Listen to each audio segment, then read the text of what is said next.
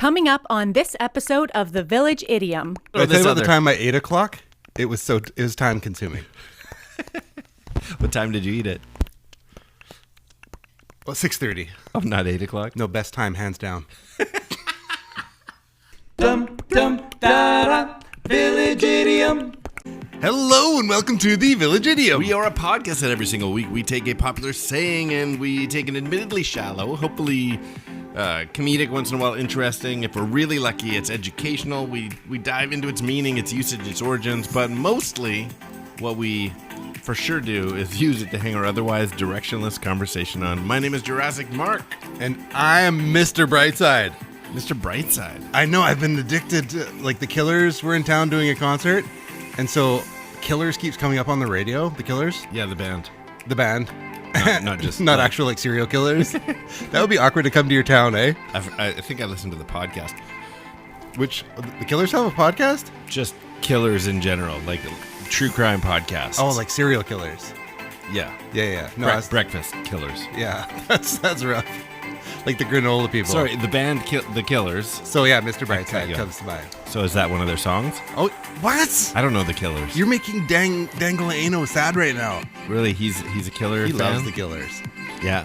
I know they exist. Okay. I couldn't tell you a single song. Well, Mr. Brightside, and then... I've seen The Blind Side. Sandra Bullock? That's different. That's yeah. different. Yeah, no, Mr. Blindside is when he gets older. And so Sandra Bullock... Girly with the Light Eyes. Will Smith. It's different. Definitely. That is not in the same category. How about the... Well, because somebody told me that you had a boyfriend that looked like a girlfriend that I had in February of last year. That's The Killers? Yes! Oh. So you know some songs. Is that actually The Killers? Yes. Oh, okay. Yeah. I'm having difficulties over here with microphone scenarios. Can you hear yourself okay? I'm all good. All right, never mind then. Seemingly fine. We'll just be what it is. Well, jumping into some idioms. Yeah, you'd never know we have any sort of timeline with the way we Just talk amongst ourselves. just like, hey, welcome to the show. Today we're going to cover, I was listening to The Killers with the girly with the light eyes. Oh, no, that's the other one. Well, it's Anyway, if we did have some sort of timeline, we don't. We're not. Because we are in a race against the clock. We'd be in a race against the clock. We are not up against any timelines. That, of course, you'd be... Okay, so did you recognize the voice? No. Don't look at the screen. Okay. Listen again, because I want you to guess. It's just blurry from this distance. It should be blatantly obvious what show it's from based on what he's saying and who it is. Okay. Because we are in a race against the clock. Man, it sounds like Ron Perlman. Okay, so it's Kiefer Sutherland. Because we are in a race against the clock. It's got to be 24. So, funny enough, it's Designated Survivor. Oh, really? But I'm just like, that's funny, I found this clip with him, but it's not in 24. Yeah, it's that was hilarious. Just like, and in this 1 hour, he had massive heart failure. He was injected with something and his heart stopped. Next hour, he's off on a train beating people to death. Yeah. Next episode, It all happens in 24 It's hours. like, that's a busy afternoon. Designated Survivor had a 24 vibe. Did you watch it at all? I watched it up until they got locked into the room. Isn't that episode 1? Yes. Oh. And then that was the end of it. Yeah, it was good though. Like, I don't think I carried it through either. That's probably why it well, maybe it did. Doesn't great. resonate, but 24 was fantastic. 24. Yeah. Our mutual friend, who is now chief of police, he lent me the box set. I was a guest speaker out of town, and he's like, "You got a little mini player? Take this with you." He looks like he could, like, that could be his real life. Who, our mutual friend? Our mutual friend. Oh yeah, totally. Yeah. The chief. The chief. Yeah, the chief. Well, yeah, so today is Against the Clock, as introduced by Kiefer Sutherland, the Designated Survivor. Against the Clock. And we're going to talk about a little bit about that. This would be safe to say, because in terms of, like, Against the Clock, it's this will come out on September 15th. We're okay, but 9/11 comes up twice a day on a clock.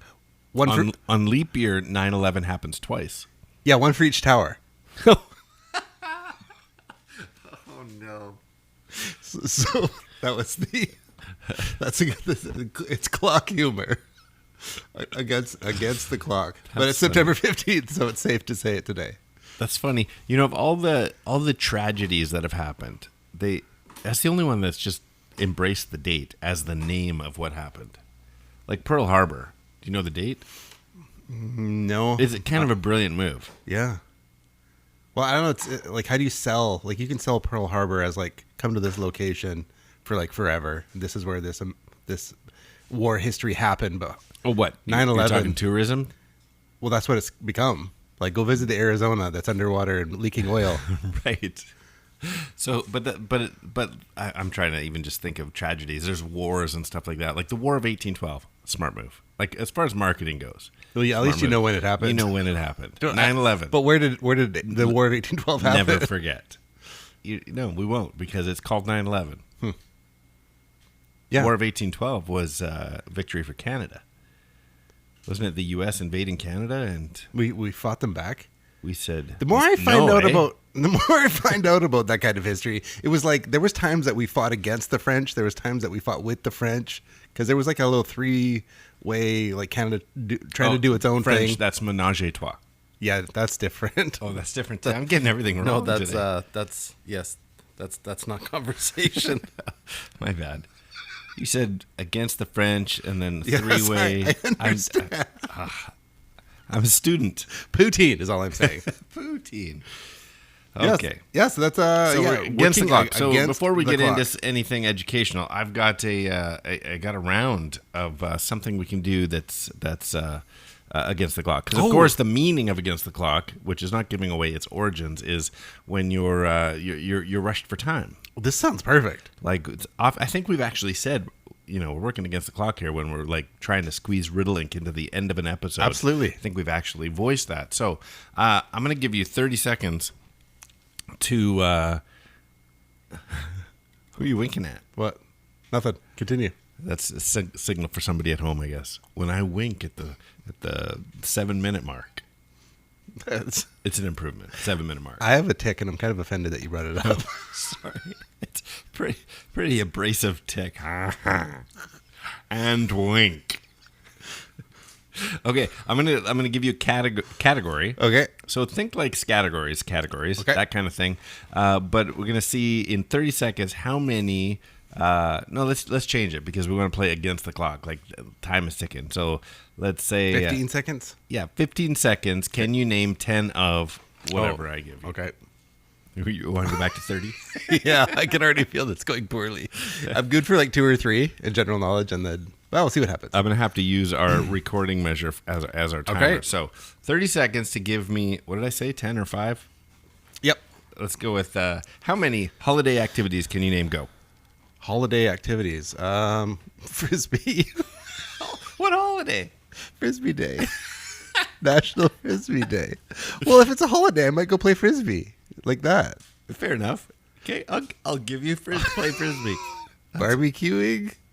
Oh, this is the worst. Like what do I do on a certain holidays? Like if it's like Canada Day, I'm going to barbecue and I'm going to play Frisbee. That's all. Okay. 2 things. And that's 30 seconds.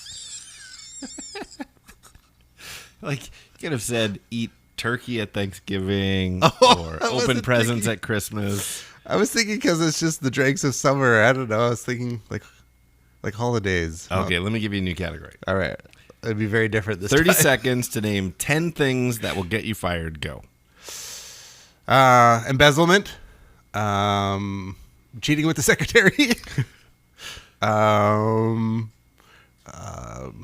Doing something terrible to a coworker. Poisoning a coworker. Installing a sound device into a coworker's office that makes noises and drives them crazy. Knocking down a wall that your boss specifically asked you not to. It just got real. And that's 30 seconds. I don't know how many that was, because then I started laughing. Okay, let's do a couple more. Reclaiming destroyed vacuums and selling them on the side.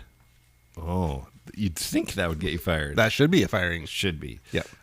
Let's say, assuming you're in the vacuum business. I'm not. Because if You know why I'm not in the vacuum business? Da-dumch. Because it sucks. Yeah. And volley. Okay, one more. Things you might find in a vending machine. Go. Well, that's going to go with Mars Bar. Mars Because bar. it satisfies. That's Snickers. We're going to go with popcorn. We're going to go with Twizzlers. You got all sorts of chips. Well, I can go through the varieties of chips. You got plain. You got barbecue. You got more plain. Crunchier plain. Rippled plain. Sea plain. I keep giving you a count for them and then realize you're saying Caramel. the same thing over again. Caramel. plain. And that's 30 seconds. Yeah. Okay, You last go. one. Last one. All right. Name 10 ethnic foods. Go. You got spaghetti. You got your lasagna. You got your butter chicken. You got your some sort of noodles. You Oh, got I thought your we were going to get 10 general pastas. sauce. Mac and chicken. cheese. Well, I guess it depends on what it is. Fast foods. You got a burger. Did you No, say? I said ethnic foods. Well, What ethnicity a Greek burger. is a fast food burger? A Greek burger, a Chinese burger, an Italian burger, a German burger. Schnitzel. And that's 30 seconds. So, yeah. But there is a funny, even though we were being ridiculous. That just made like the Family Feud so much harder. Like when you put on the spot to like 200 women asked this question. right. Survey says, Yeah, butter chicken. Survey says butter chicken. let the question finish. Butter chicken. That always makes me laugh. And There's something always like- there's no shortage of ridiculous answers that you're now like- famous for saying something stupid on Family Feud. Yeah. A 3-letter animal, frog. So even though we're being ridiculous, there is a sensation when you're up against the clock. Mm-hmm. Like you're like okay, and you misfire, you stammer, all these funny things happen when you're up against the clock. You're less effective when the countdown is on to whatever the case. That was for fun, but let's say you had a project and it's due today and you're not ready. Like Sundays, it's a pressure. Sunday is a big day in our world. Anybody in the NFL, it is. And as we puff out our chests and flex our arms in such a way as to look like we're roid monkeys. And so, but Saturdays are like the worst sleep. Right. 'Cause you're like- I get that. Yeah, it's like the one day that this can't go wrong. That's why I was always surprised, because Sunday is such a game day that you liked your Fridays off, because I always liked Mondays off, like just complete rest after game day. Okay, so now this is advice for all of you out there. If there is in your work a day that drains the life out of you, give the recovery day back to the company that stole your life away. What do you mean? So if Sunday is like your crazy work day, Yeah. also give the company Monday because they wrecked you. Why would you give yourself your day off? Why would you give that day that you're wrecked to yourself and not give it back to the company? Oh, do you feel wrecked on Monday? Is that why? I need like naps and everything on Sunday, and I'm like, that could be like the only thing that happens on a So Sunday. why, if you need rest and breaks and naps on the Monday, why take it off? Just do that at work, you mean? Yeah, if you need extra rest, shut the door. Stay at work. Shut the door. Make sure you got your own office for this. Pull out But that's, cot. I'll tell you, somewhere. that's some good advice. Or one of those zero gravity chairs. These are all things that we've done, right? You're going to need a nursery with some blankets. Secret hatch to the roof where nobody knows where you are. You're going to need some sort of mother's room with a couch in it. That's what you're going to need. That's completely unused. You know you're not going to be interrupted. It's great. You're going to need a space in between the buildings of your work. Well, listen, we're against the clock literally now. We're we? halfway through this episode, we should. Here, why don't I give you a quick little challenge? I'll give you 3 very short options of where the origins of being against the clock and using it in an idiom is. It 1, does it come from the common man's workday? Number 2, does it come from sports? Number 3, does it come from the Pony Express?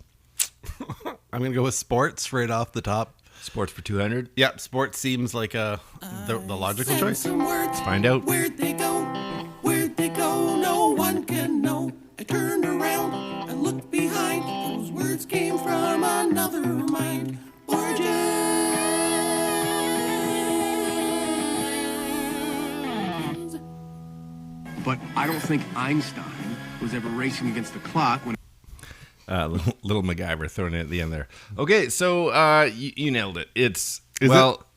Okay, so you nailed it and you got it wrong. Because 90% of internet research...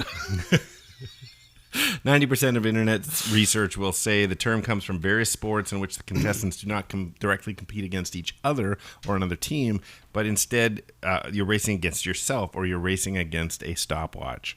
And like that password game on the TV. The password is function. Right, except sports. Like think Guinness Book of World Records, how fast can somebody do something, or you're trying to beat your fastest 400-meter race or whatever. Oh, I see. So you're racing against a time. You want to get a better time. That's what they say counts, and figuratively started getting used around the 1900s. But I don't know if I very often give credit because I go to so many sources, especially on idioms like this where it's like every page is a copy and paste of each other. I'm like, this is too easy. Like, not just like... It must take forever to go through all this research that you speak of. Do you know how many websites there are? It's a lot. It's a lot of internet out there. Anyway, I will throw this this out other... the time at 8 o'clock, it was time consuming. What time did you eat it? Well, 6:30. Oh, not 8 o'clock? No, best time, hands down.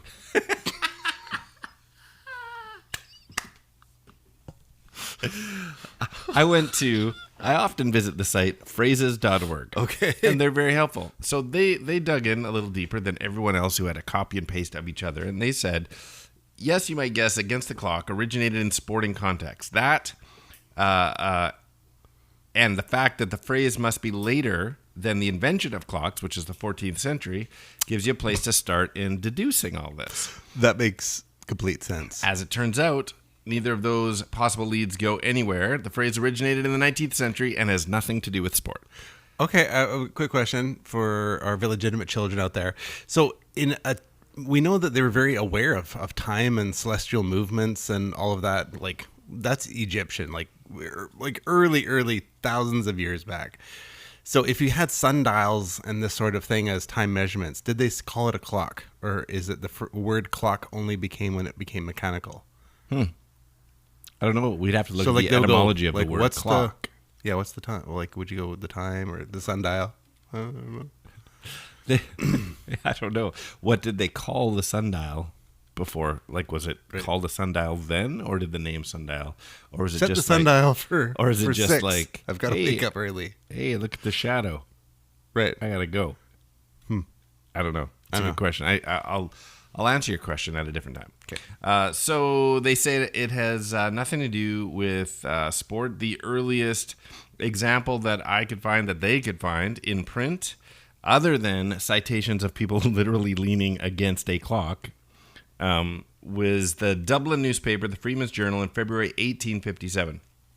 It says, Irish members are free from the annoyance and physical exertion which would have been demanded of them had the division on Thursday night resulted differently, and a long series of adjournments and speaking against the clock, protracted sittings, and harassing divisions have been avoided. So, right out of the gate, this is being used figuratively, like you are in competition with the clock. But there's no reference to sports, nothing like that. It just came naturally. Like, the next one was in 1917. It seemed, 1917, all newspaper work is a struggle against the clock. The fourth-year students may be thankful that they were not asked to write an obituary of, say, Earl Kitchener with only 3/4 of an hour before going to press. So it's just a natural thing. Like, you're up against time. Mm-hmm. So you're up against the clock. Its origins are in itself. It's not from sports, even though literally every site you go to says probably sports. Must be sports. Because it's so obvious. But you can't find earlier, in print anyway, you can't find earlier notices or citations of it being used for sports at all. So, well, and if you have to go with the advent of the clock, like 14th century though, which sure predates all of these examples. Fair enough. Yeah, and they definitely had sport. But funny enough, in the 1400s, everybody said around the 1900s. So there's probably some evidence that everyone agrees. Okay, 1900s. Must be sports. They're saying yes, 1900s, but no. look at the quotes. It's not anything to do with sports. You don't find a horse racing quote that says, and so horse. I was trying to think of a creative horse name. Got nothing. It is Up Against the Clock. It was just right out of the gate. It was just talking about workers and random people who were battling time, which we all do, don't we? Yeah, it's a definitely that challenge. Like I think of things when you are up against the clock, but it primarily like is sport. Like it's mostly work. I think of like being against the clock. Like this is due. That's why I threw in Common Man's Workday as a potential origin, because I'm like, I kind of thought it would have been like that, like a such and such is due. Yeah, like which technically is that quote from 1917. Make the opening of the shift. Like I'm late. I'm against the clock. Yeah, you're always fighting time. Like that. Like Justin Timberlake in that movie. That's a good movie. Yeah, that's a great movie. Whatever it's called. I think it was called Just in Time. Just in Time for winter. Just in Time. Nick of Time. No. That's Johnny Depp. Was that another time movie? Cop? There's a Johnny Depp movie called Nick in Time where the clock, the movie is literal. Yes. Minutes. Yeah, that's a good one. I can't remember what it's called. It's called Just in Time. It sounds too on the nose to have Justin Timberlake in a movie called Just in Time. But anyways, it's not important. Yeah, never is. That's just the way we like it. How about a little... I'll tell you, I've got Memento in my head, which I know is not it, but I can't get it out of my head. Memento? So I just say it, and then it'll escape. Now it's out. Yeah, now it's Up against the clock. Little Lois and Clark. Well, speaking of being up against the clock, we are getting in there. We've butted up to the clock. Thankfully, the origin story of being against the clock was a shorty today, so we have a little wiggle room for something we like to do every single week. And Riddling is a game we like to play. It takes a two-part trivia-based question and requires a two-part overlapping answer, overlapping by sound, syllable, word, or words. So let me give you a little example. Last week, we did the idiom peeping Tom. And we left you with this one. Godiva's voyeur is a tuned drum on a drum set. Godiva's voyeur is a tuned drum on a drum set. Well, peeping Tom, but I think of like just the drums in general, or the toms. Yeah, often called tom-toms. Tom-tom? Yeah. So peeping tom-toms which is hilarious for what he was peeping. They're peeping tom-toms. Peeping tom-toms. Peeping on Godiva's tom-toms. And that's how you play Riddling. So I've got a couple for today. I also have a couple. Let me get the ball rolling here. Time Has Opposed You, and Stanley Kubrick's 1971 dystopian English youth film. Well, you'll be happy to know that I made a second, like an extra one today, just in case you also had that Time Has Opposed You, and Stanley Kubrick's 1971 dystopian English youth film. So that was my second one. Oh, okay. And so I've got a bonus one, so we're good. I'm gonna answer it with Against the Clockwork Orange. That's it. Nicely done. Okay, what do you got? What do you got for me? Here's one for you. Competing against minutes with this mythical sea creature. Competing against minutes with this mythical sea creature. It's a lake creature, but not... Oh, is it? Yeah, I guess so. Against the Clock Nest Monster. That's right. Don't we always refer to it as a sea creature, though? I don't know. Is he in the sea? Because a lock isn't... What gets He's in the water. What are the locks connecting? Maybe he's connecting sea. I don't know. It's a good question. Okay, this one. Okay, illegitimate children. You ready? Yeah. Oh no! That's happened repeatedly, Britney Spears.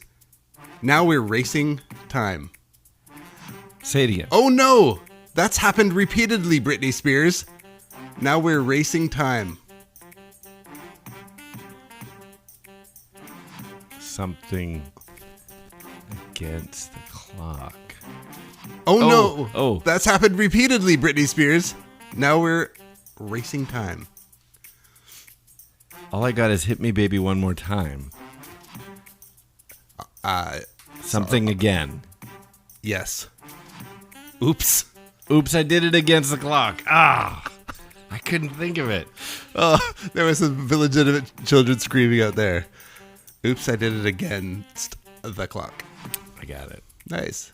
Well, you got one more? Hit me because it and hit me baby one more time. I couldn't get time out of my head. Yeah, I got one more. Tell everybody how they can play along. Reach out to us on Instagram at the.village.idiom or email us thevillageidiompodcast@gmail.com, or whether it's the Facebooks, the YouTubes, or the Twitters at 3 Minutes Gone. Perfect. This is the final one. A measured duration phrase, meaning repeating something. That's just the first part. A measured duration phrase meaning repeating something while racing this ticking tool. Wow, I should have given this one to you. This is for everybody else out there. One more time. A measured duration phrase meaning repeating something while racing this ticking tool. That's crazy, and that is 3 minutes gone. Oh, man. That's actually, that's a tricky one. Yeah, that is a tricky one. The Clockwork Orange was, I had a gut feeling. I'm like, it's so on the nose. It's the low-hanging fruit.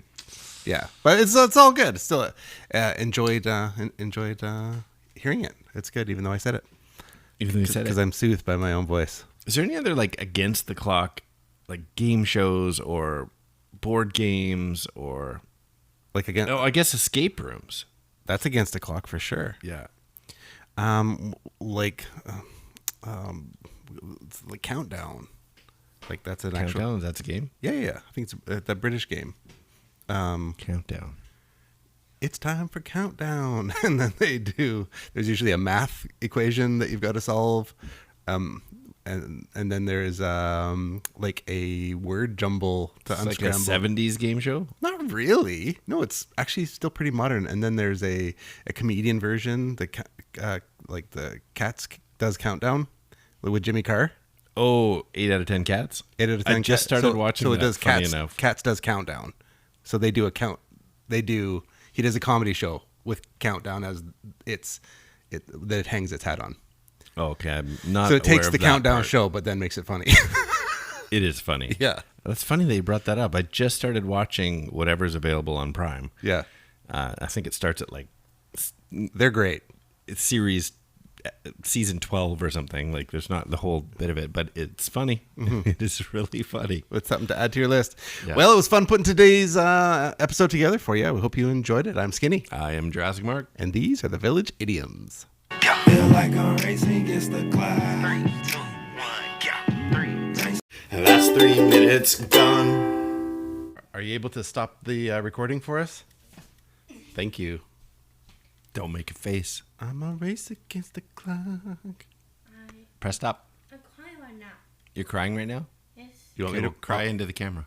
You want me to press the stop button and then you can cry? Show the camera you're crying.